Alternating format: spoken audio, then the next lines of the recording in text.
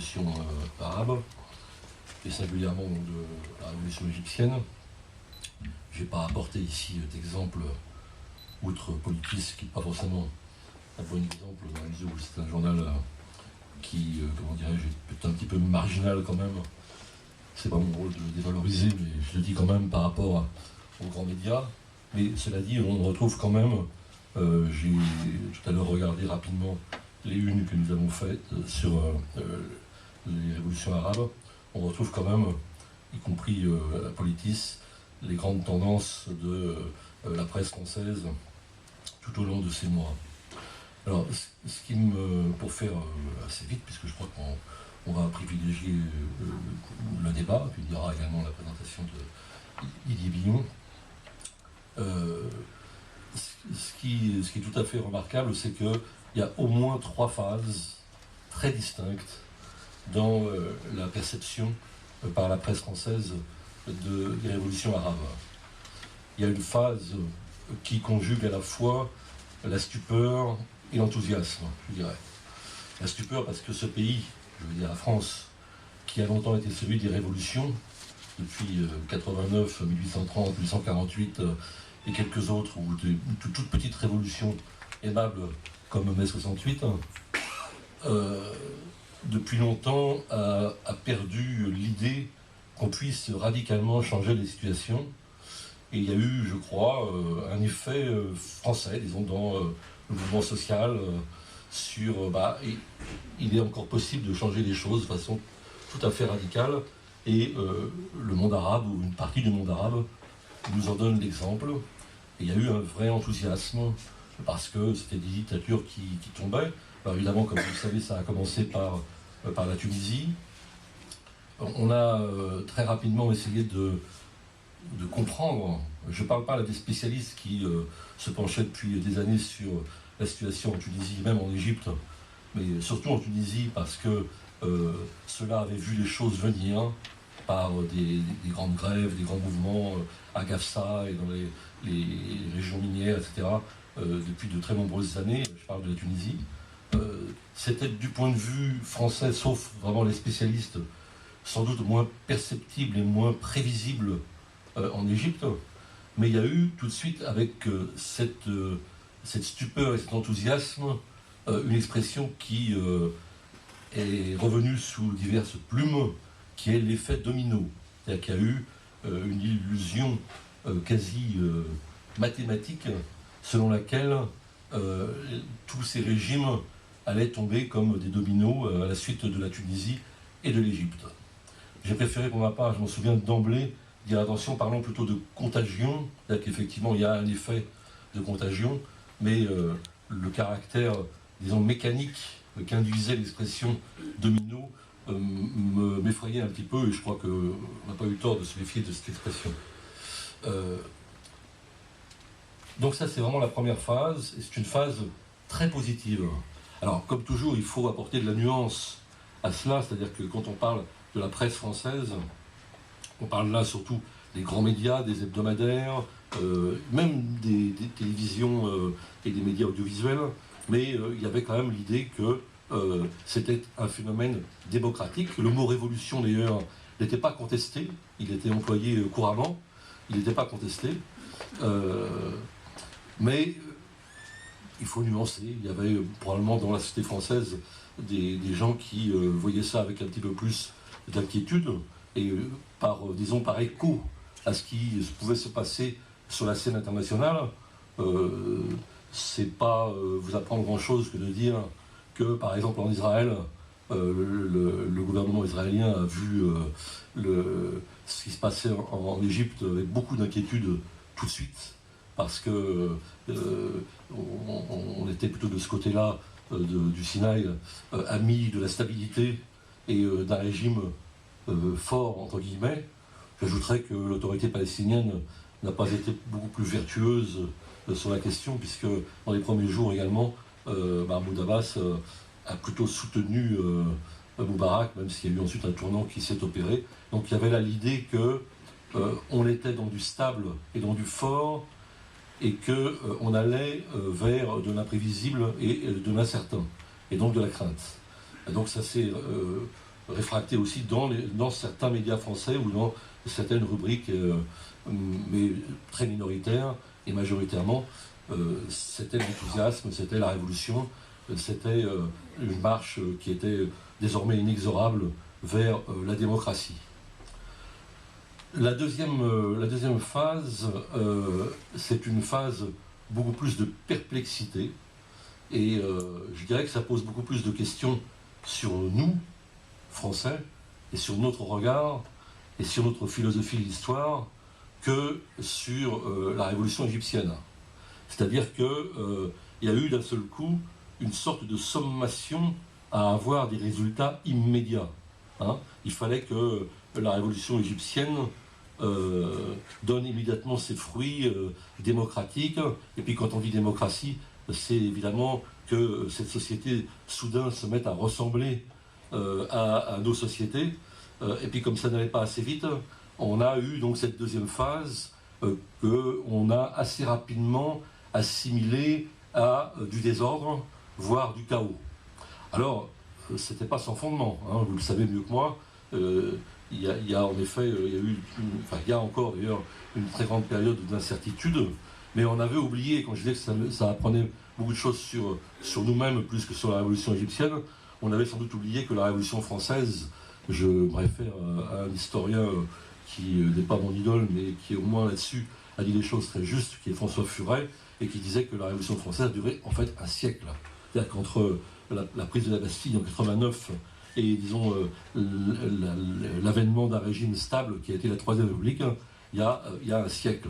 Donc ce que on a connu nous, on peut admettre que d'autres le connaissent sans manifester de l'impatience comme ça a été le cas. En tout cas, la presse a tout de suite manifesté beaucoup d'impatience dès après la chute de Moubarak, c'était donc le 11 février, je crois ça, hein, 11 février. Donc on entre dans la deuxième phase qui est le désordre, le chaos, l'incertitude et l'impatience.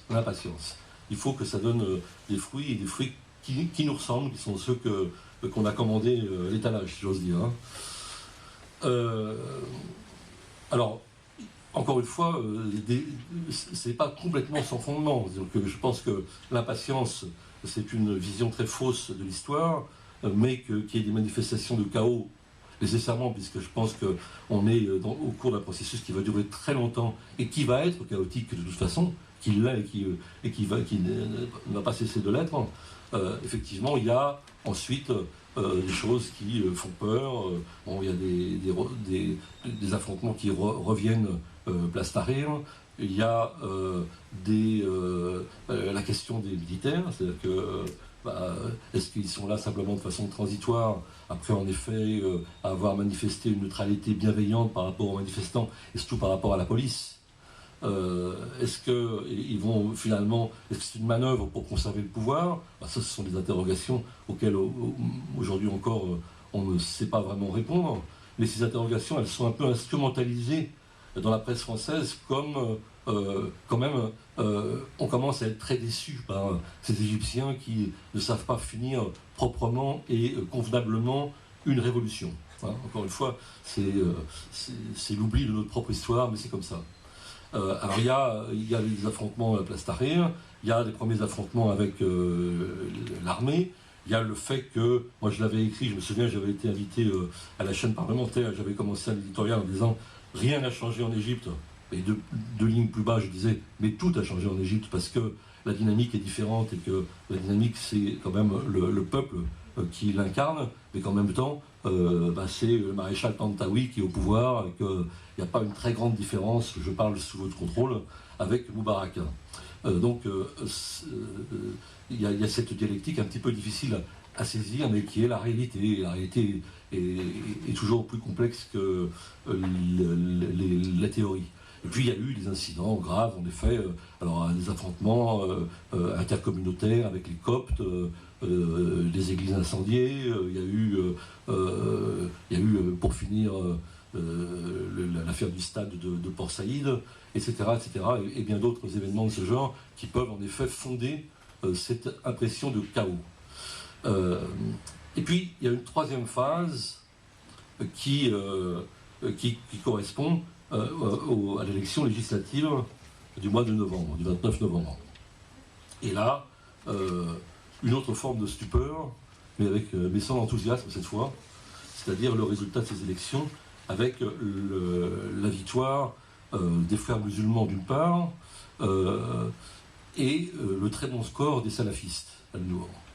Donc ça, ce score, c'est la surprise des frères musulmans, même disons l'opinion française y était un peu préparée, mais les salafistes, on y était beaucoup moins préparés, et disons, ils semblent beaucoup moins intégrés dans leur volonté à un jeu politique, donc forcément plus inquiétant.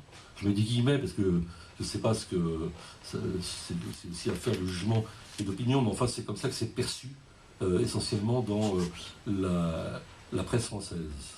Alors là, je dirais que on arrive à quelque chose de tout à fait différent, c'est-à-dire que on revient en quelque sorte sur l'analyse initiale, c'est-à-dire que on comprend que la réalité égyptienne est plus complexe que ce qu'il était apparu au mois de décembre et au mois de janvier, et que la place Tahrir, c'est pas l'Égypte, et que l'Égypte, c'est pas la place Tahrir.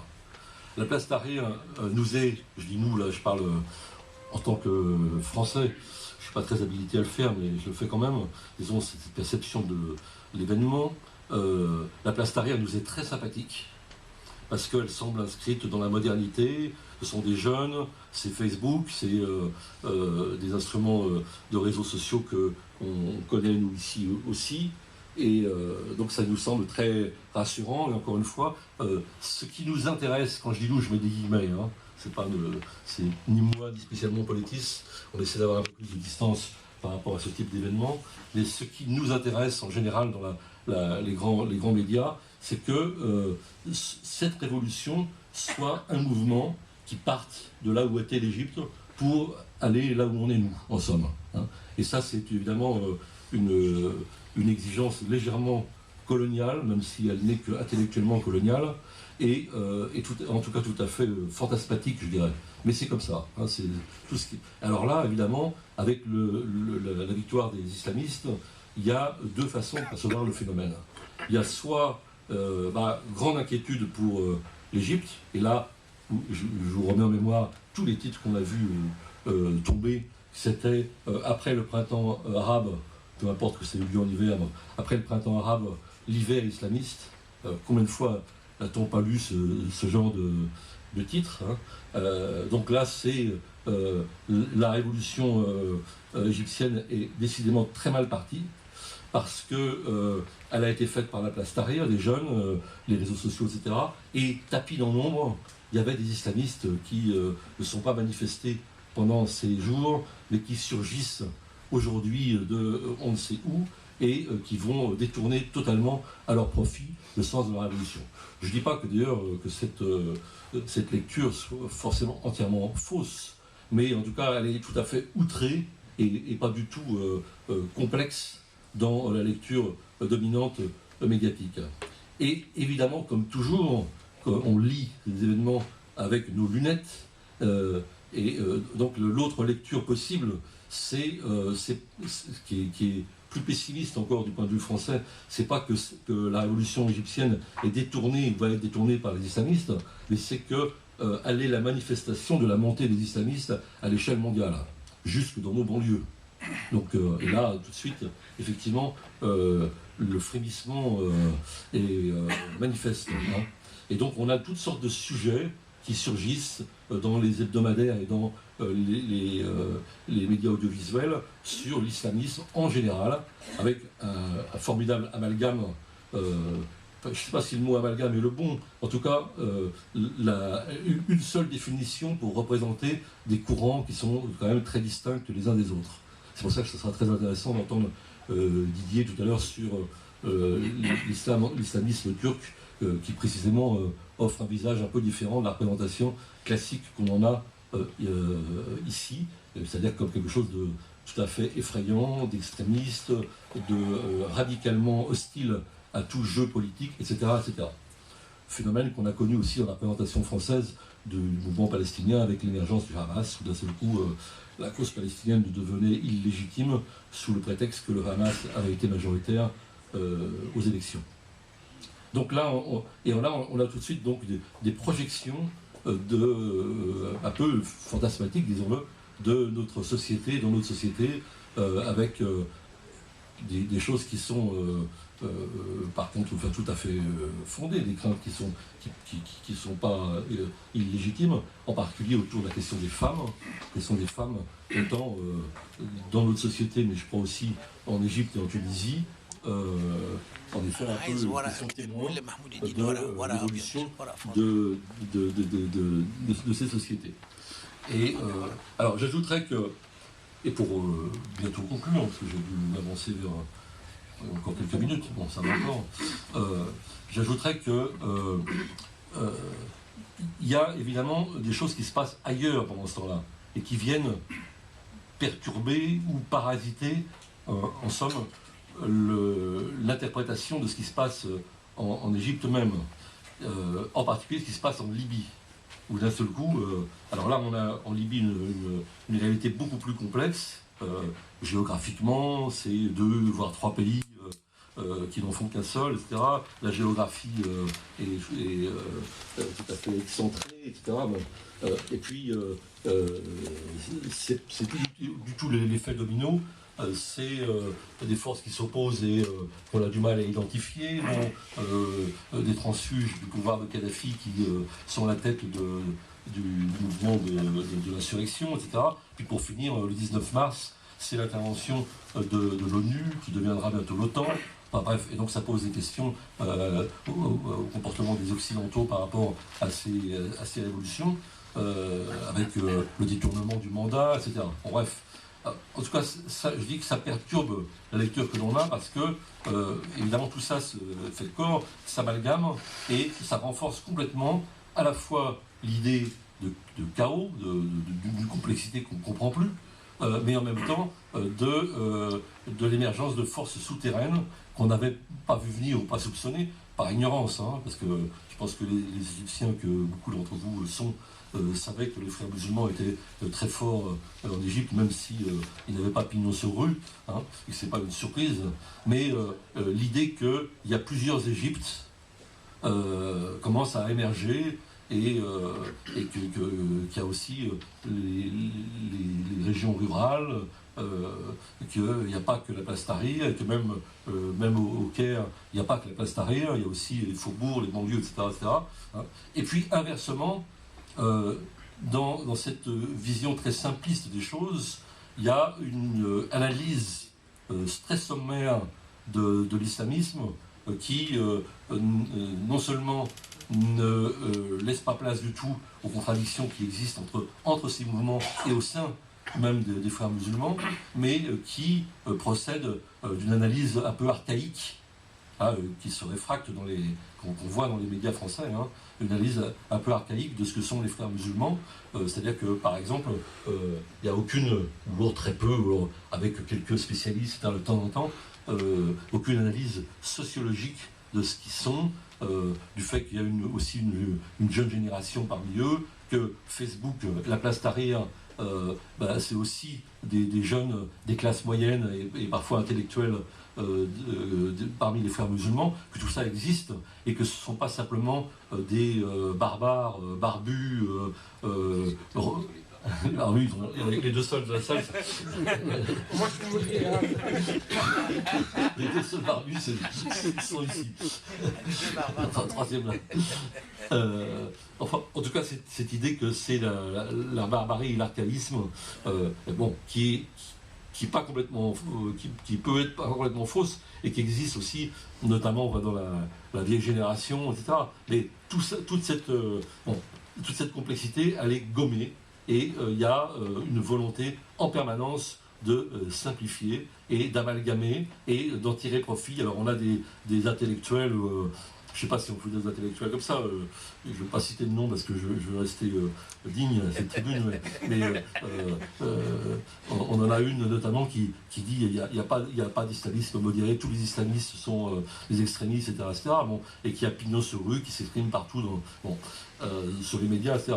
Bon, dire que, je ne sais pas si le mot modéré est juste, mais dire qu'il y a différents courants, des batailles politiques, des différences sociologiques au sein de ces mouvements, c'est pas forcément porter un jugement de valeur en disant qu'il y a des bons et des mauvais, mais en tout cas c'est constater une réalité indiscutable, et le nier c'est mentir, et c'est faire peur aux gens. Et donc c'est pour, je vais terminer en fait là-dessus, on est passé en quelques mois, c'est-à-dire en un an en fait, très exactement en un an, de décembre, janvier, décembre, c'est le début en Tunisie, et puis dans le mouvement, c'est l'Égypte, comme vous le savez, jusqu'aux élections du 29 novembre, on est passé de l'enthousiasme, un enthousiasme un peu béat, un peu simpliste, un peu niais, mais somme toute sympathique, à un dénigrement et à forcément toujours ce qui est l'un des ressorts de notre société et qui malheureusement en plus est activé politiquement par un certain nombre de forces politiques que l'on connaît, qui est la peur. Et qui est finalement, ces révolutions nous font plus peur qu'autre chose, c'est de l'instabilité, c'est la charia, on ne se soucie pas de savoir trop ce que ça veut dire, mais en tout cas c'est un épouvantail, etc., etc. Donc voilà comment en un an on est passé vraiment d'un excès à l'autre. Si je puis résumer la vision médiatique dominante.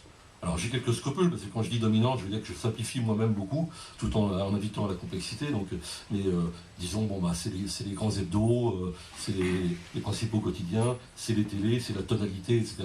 Dominante, vous savez très bien les médias auxquels je peux faire référence ici.